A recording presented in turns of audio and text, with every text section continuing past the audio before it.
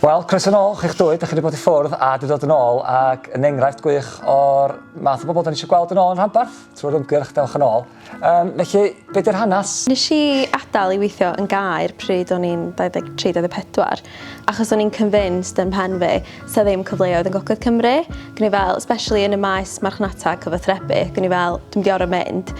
A wedyn yn ystod y cyfnod clo nes I ddod yn ôl adra, sylweddoli fatha, o gret, dwi'n gweithio adra a byw adra, trio am y swydd gyda I wan, ac ia, dyma lle dwi rwan. A be amdano chdi, Angharad? Be oedd y hanes di? Be oedd y cefndir? Nes di yn y brifysgol ag ati? Ac pa fath o swydd ti wedi gwneud ers dod yn ôl? Mae backstory fi bach yn wahanol. Nes I symud I brifysgol yn Lloegr.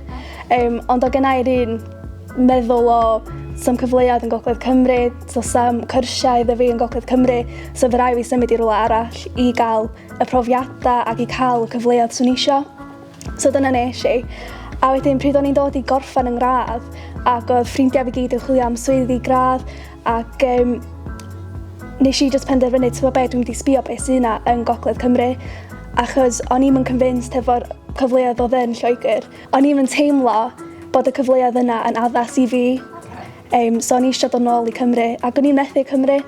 Nes i'n sylwi faint o'n I licio byw yma tan I fi symud o yma. Mae yna jyst gymaint o stwff yn digwydd does, so ie, mae o'n narratif hollol ffals, a di o jyst ddim yn wir o gwbl bod na ddim cyfleoedd yma. Dwi'n meddwl bod o'n peth fatha yr ymgyrch Dewch yn ôl yn ffordd rili dda o allu codi'r ymwybyddiaeth yna a gallu cael pobl I fewn I Gogledd Cymru, sylweddoli'r cyfleoedd sydd o gwmpas. Ie, jyst ffynnu bod ni'n meddwl ti'n gorfod mynd allan o Cymru i'r Gogledd I gael y cyfle, ond dyna mae'n wir na. Os o rhywbeth o'i le efo mynd I ffwrdd a cael profiadau gwahanol a mwynhau bwyd y ddinas neu mewn gwlad gwahanol, da chi'n gweld rhywbeth o'i le efo hynny? Na, dwi'n meddwl bod yna byd o'i le, ond mae jyst yn siom bod ni'n gorfod teimlo na dyna'r unig ffordd yn neud o. Ella bod yna wbath I ddeud am yr gap yn fan'na, o pobl yn meddwl bod cyfleoedd I gyd mewn rhywle arall a ddim yn Gogledd Cymru. Dwi'n meddwl bod yna byd yn ddrwg efo fo ddo. Ie, mae yna mwy nes o pobl yn meddwl be sy'n mynd ymlaen felly yn y Rhanbarth sy'n ddifyr I chi?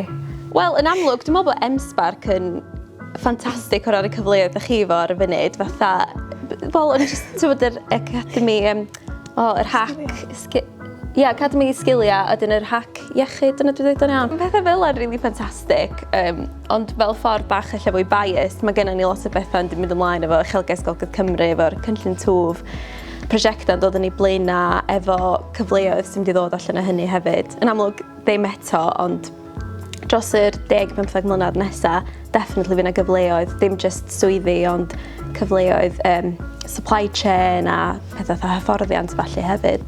Ac Angharad, be di'r heriau ti'n gweld o'r swydd di'n helpu datblygu sgiliau yn y Rhanbarth? Mae yna gyfleoedd, dyn ni wedi clywed amdanyn nhw. Be di'r heriau ti'n gweld o'r safbwynt sgiliau, neu sa'ch chi allan fframio fe fel cyfleoedd bosib?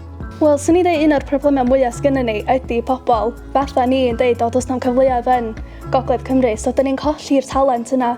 Maen nhw gyd yn symud I Lloegr neu meddwl dyna lle dwi'n gorfod mynd I cael y cyfleoedd. Dyn nhw'n gweld beth sy'n digwydd, dyn nhw'n gwybod amdano y cyfleoedd sydd yma. So dyna ydy un o'r problemau mwyaf sydd gynnon ni, bod y pobl ddim yma I cael cymryd y cyfle I wneud y program sgynnon ni. So newydd rhan ddwy chi I ddarfod, be di'r un peth a chi'n deitha pobl sy'n meddwl dod yn ôl? Just dewch yn ôl, wneud y mwyaf cyfleoedd, rhwydweithio, mae Gogledd Cymru'n enwedig mor fychan. Mae pawb yn nabod rhywun sy'n nabod rhywun sy'n gallu helpu.